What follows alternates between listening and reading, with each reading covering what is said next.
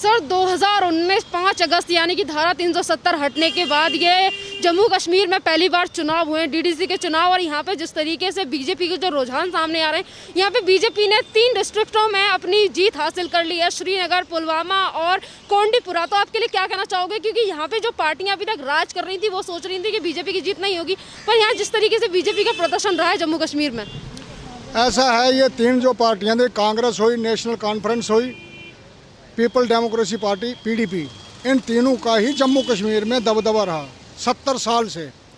और ये पहली बार आज रिकॉर्ड टूटा है इन 3 डिस्ट्रिक्टों में।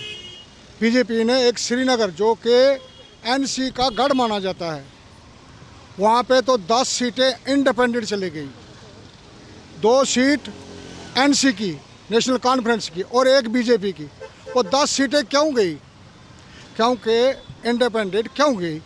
क्योंकि उनसे जो जनता है वो तंग हुई पड़ी है। और जो भारतीय जनता पार्टी है वो शुरुआत कर रही है वहाँ पे। अभी शुरुआत में ही बांडीपुरा आपको पता है, आपको मैं बताता हूँ, आपके माध्यम चैनल के माध्यम से मैं बताना चाहता हूँ। बांडीपुरा जो है वो बॉर्डर लाइन है, साथ में पाकिस्तान बॉर्डर लगता है। बांडीपुरा से आगे जाओ तो हंदवाड़ा के बाद पाकिस्तान बॉर्डर आ गया। पाकिस्तान बॉर्डर के साथ की सीट जो हमारी चली गई। और पुलवामा डिस्ट्रिक्ट आप सुनते रहेंगे, शोपियाँ, पुलवामा बड़ा संवेदनशील इलाका है वहाँ उग्रवाद में, वहाँ भी जनता तंग है, वहाँ भी हमारी बीजेपी की ये बहुत बड़ी जीत है। अभी हाल ही में पीछे हमारे वो इलेक्शन हुए सरपंच के, उनमें इन पार्टियों ने कहा हम वॉकआउट कर रहे हैं। ये कहाँ सोए पड़े थे? इन्होंने आप क्या सोचा हमारा नाम निशान ही मिट जाएगा। ये उठ के आए हैं गुफकार गैंग, ये गुफकार ये तो देश विरोधी काम कर रहे हैं। आपने पीछे देखा था, पीछे क्या कर रहे हैं कि धारा 370 हटाने के लिए कह रहे थे हम चाइना की मदद लेंगे। वो क्या चाइना से मदद लेंगे, पाकिस्तान से मदद? चाइना और पाकिस्तान क्या करेंगे भाई? वो कौन है, क्या लगते हैं उनके? उनका कहने का मतलब है चाइना हम पे हमला करे और संसद पे फिर वो राज करे, संसद में प्रस्ताव पास हो कि धारा 370 उमर अब्दुल्ला को दिया जाए। ऐसा ही है ना? या शेख अब्दुल्ला, फारूक अब्दुल्ला जी हैं, फारूक अब्दुल्ला ये चाहते हैं, ये तो देश के साथ सरासर गद्दारी है। तो जैसे ही इन्होंने ये अपना एक वो बना रखा था, धारा 370 आने से इनकी जो दुकानदारी बंद हो गई। अभी हाल ही में आज कल परसों आपने नहीं देखा, आपने सुना होगा कि सीबीआई की चेकिंग में करोड़ों रुपए की प्रॉपर्टी फारूक अब्दुल्ला की पकड़ी गई है। तो पीछे जो रोशनी एक्ट आया, रोशनी एक्ट के तहत उन्होंने अरबों खरबों की ज़मीनें हड़प कर रखी हैं। वहाँ आप राजी है। इनके पिता थे शेख अब्दुल्ला जी। 1975 में, आपको ज्ञात नहीं होगा, आप छोटी हैं, मैं आपको आपके माध्यम चैनल के माध्यम से बताना चाहता हूँ। उन्होंने पहले ज़मींदारों के पास ज़मीनें होती थी, 500 कनाल, 1000 कनाल होती थी।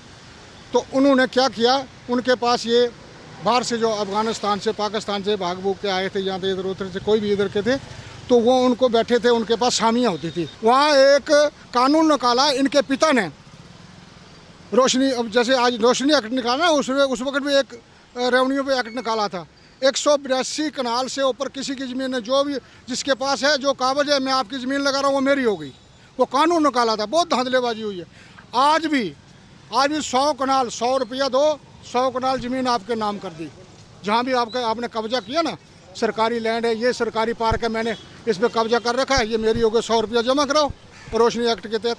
और जो फारूक अब्दुल्ला है, उसने अपने निजी, उसकी भी अभी चेकिंग हुई ना, हाई कोर्ट में केस चल रहा है, उसके थ्रू उनका पता नहीं कितने हज़ारों रुपया, अभी करोड़ों रुपया उनकी सीबीआई ने पकड़ा हुई है, सब जेल के अंदर जाएंगे।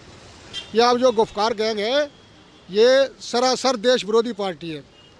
अभी देखो बीजेपी ने जो खाता खोला है कश्मीर में, एक शुरुआत करी है। शुरुआत को लेकर ये भी सवाल है कि जिस तरीके से अभी कुछ दिन पहले महबूबा मुफ्ती ये कह रही थी कि हम भारत का झंडा अपने हाथ में नहीं उठाएंगे, और तमाम तरीके की बातें इनकी तरफ से की गई। और यहाँ पे अभी बीजेपी ने जिस तरीके से रैली निकाली थी, और वहीं पर अब बीजेपी जीत भी रही है, पुलवामा में जीत गई, श्रीनगर में जीत गई। तो उन लोगों के लिए कितना बड़ा झटका होगा जो ये लोग सोचते थे कि जम्मू कश्मीर में उन्हीं की जागीर चलेगी।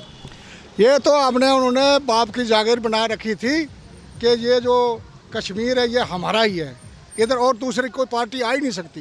बीजेपी ने ऐसा तमाचा मारा इनको, अभी देखो ना, अभी और पीछे लेह लद्दाख में पूरी बीजेपी आ चुकी है, 14 सीटें लेह लद्दाख में लेके गई। अभी ये पहली बार इलेक्शन हुआ डीडीसी, डिस्ट्रिक्ट डेवलपमेंट काउंसिल के, पहली बार जम्मू कश्मीर में। आज से पहले कोई चुनाव नहीं थे। या आप राजनीति धारा 370 जो हटी ना, इन्होंने अपने कानून बना रखे थे। यहाँ से अरबों खरबों रुपया जाता था और खुद ही हड़प होता था। इनकी प्रॉपर्टियाँ चेक करो ना जी, विदेशों में प्रॉपर्टियाँ। इनके जो बच्चे हैं वो विदेशों में पढ़ते हैं और खुद लोगों के बच्चों को, गरीबों के बच्चों को गन उठा रखी है, बंदूक चलाओ जी, पत्थर मारो जी। ये कोई तुक है? अभी धारा 370 हटने से वहाँ इंडस्ट्री खुलेगी, वहाँ रोज़गार खुलेगा, वहाँ वो उत्पादन होगा, वहाँ के लड़के जो काम करेंगे रोज़गार बढ़ेगा। तो इसलिए वो उनकी दुकानदारी बंद हो गई। वो चाहते थे जो गरीब है गरीब ही रहे, वो अनपढ़ है अनपढ़ता रहे और हमें वोट देते रहे। वो वोट बैंक की राजनीति करते रहे। ये ऐसा है जम्मू कश्मीर का। यहाँ पर ये भी बात है कि जिस तरीके से बीजेपी की जीत हुई है जम्मू कश्मीर में, तो ये सारी चीज़ें किस बात का मतलब, जैसे कि ये जीत हुई है, यहाँ पर लोगों की तरफ से कहना है कि जो धारा 370 कश्मीर से हटाई गई थी, ये उसी प्रतिपक्ष के उसी चीज़ का नतीजा है कि आज बीजेपी को वहाँ पर जीत मिली है। जी, ये जो बीजेपी की जीत ही धारा 370-35 है, इसके प्राविधान बहुत उल्टे थे। इन्होंने आप राजी बना रखी थी, इन्होंने अपना घर का काम बना रखा था। जो भी फंड्स आता था वो सब हड़प हो जाता था। जो जम्मू और कश्मीर दो प्रांतें हैं, यहाँ से जैसे मिसाल के तौर 1 करोड़ रुपया गया तो 75 लाख तो उन्होंने श्रीनगर को दे देना, वहाँ मोहम्मदन आबादी है ज़्यादा और जम्मू में हिंदू आबादी है। वहाँ से जो थोड़े 4 दाने थे भी, 4.5 लाख पंडितों को रातों रात वहाँ से माइग्रेंट किया। पीछे 95-96 में आपने 90 में देखा था, 90 में सुना होगा क्या कांड हुआ, आपको पता नहीं होगा, मैं आपके माध्यम से बनाना चाहता हूँ। वहाँ से वो कहते हैं कि एक समुदाय बनाना था। ये कहते हैं हमको आज़ादी, किस चीज़ की आज़ादी चाहिए भाई? खाना पीने को सब कुछ है, खाते हिंदुस्तान का और गुण पाकिस्तान का गाते हैं। इनके हिंदुस्तान का खाना दिल पाकिस्तान में धड़कता है। जैसे महबूबा मुफ्ती है तिरंगा नहीं उठाने, वो कौन है तिरंगा नहीं उठाने वाली? वो तिरंगा नहीं उठाएगी। अभी देखा नहीं उसके ऑफिस के चारों तरफ बीजेपी ने झंडे लहराए थे तिरंगे के। ऐसा नहीं है, तिरंगा हमारी सांस है, तिरंगा है तो हम है। ये धरती है, इस पर हम राजनीति भी करेंगे, हम आपसदारी लड़े झगड़ेंगे। जब ये इस धरती पे और कोई देश का राज करेगा तो ये कैसी राजनीति है? पाकिस्तान से समर्थन, पाकिस्तान 1971 में 90,000 सैनिक पाकिस्तान के हमने अरेस्ट कर रखे थे। पाकिस्तान की हिम्मतें नहीं है। चाइना क्या है? चाइना पूरी दुनिया का दुश्मन है। ये कोरोना फैलाया ये इसने कम किया है। सारी दुनिया इसके ऊपर प्रहार कर रही है। अभी देखना आगे क्या क्या होता है। उन पार्टियों के लिए कितना बड़ा झटका होगा जो रहती हिंदुस्तान में है और गाती पाकिस्तान और चाइना के गुण हैं। उन्होंने इस बार सोचा था कि वो डीडीसी के चुनाव में भी जीत जाएंगे, पर यहाँ पे जिस तरीके के समीकरण उल्टे होते हुए नजर आ रहे हैं और बीजेपी अपने हाथ में सारी चीज़ें लेती हुई नजर आ रही है, तो कैसा लग रहा है इन सारी चीज़ों को लेकर? ये बहुत अच्छा हुआ। ये पीछे मैंने पहले आपको बताया कि ये इन्होंने पीछे वॉकआउट कर दिया था। ये डेमोक्रेसी स्वतंत्र नहीं चाहते हैं, डेमोक्रेसी नहीं चाहते हैं। अभी जब इन्होंने सोचा धारा 370 तो हट गई। ये लोगों को हवा बनाते थे, मैं पाकिस्तान की मदद लूँगा, चाइना की मदद लूँगा। ये इनकी कई हज़ारों पीढ़ियाँ भी आ जाएं, ये धारा दोबारी नहीं आएगी। धारा 370 ऐसे नहीं आ सकती। धारा हट गई तो हट गई। ये लोगों को बेवकूफ़ हवा बनाते हैं, मैं करूँगा जी धारा हटाऊँगा। धारा हटा के क्या करेगा भाई? वो बेरोज़गारी वहाँ की दूर हो रही है। जो लड़का कोई बेला है, आपने बच्चा पढ़ाया लिखाया बड़ा हो गया, वो उसको इंजीनियरिंग करी, वो जहाँ इंजीनियरिंग का स्कोप ही नहीं है, ना लेने ना देना, वो क्या करेगा? घर से तंग है, उधर से पड़ोसी देश आके पाकिस्तान हमारा दुरुपयोग करता है नौजवानों का।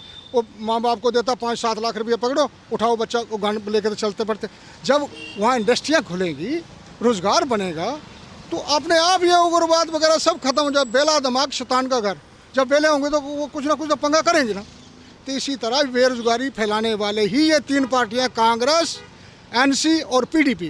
कश्मीरी हो आप, जम्मू कश्मीर में आपका घर भी है, तो यहाँ पर जिस तरीके से बीजेपी की जीत हो रही है जम्मू कश्मीर में और एक एक करके वहाँ पे ये तो पहले चुनाव हुए हैं जम्मू कश्मीर में, पर इसके बाद और भी चुनाव होंगे वहाँ पर। तो आपको क्या लगता है कि किस तरीके से बीजेपी की जो जर्नी है वो किस तरीके से चलेगी और वहाँ पर किस तरीके के रुझान देखने को मिल सकते हैं? ऐसा है, ये 70 साल से इन्होंने जो खड्डे खोद रखे हैं ना, इनको भरते भरते टाइम लगेगा। ये अभी बीजेपी वहाँ पे शुरुआत करी है। अभी तो 3 सीटें आगे आने दो, विधानसभा के चुनाव आने वाले हैं। अभी देखना इनका पत्ता ही साफ हो जाएगा। ये तीनों पार्टियां एक में नहीं नजर आएंगी। ये धीरे धीरे अभी ये झूठ का फैला रहे हैं ना, इधर उधर ये करेंगे जी, हम राजकुमारी कराएंगे, हम ये करेंगे, हम पाकिस्तान के साथ अटैक करेंगे। ये उधर की जनता को गुमराह कर रहे हैं। इस्लामी कंट्री बनाने का इनका चक्कर था, मेन मकसद यही है। ये तो ख्वाम खा के इधर फंस गए हैं ना, ना ये गले में हड्डी फंस गई है, ना आगे ना बाहर पीछे। ये धारा 370 जो हटाई है, इनकी दुकानदारी बंद हो गई है, मेन मकसद। धन्यवाद।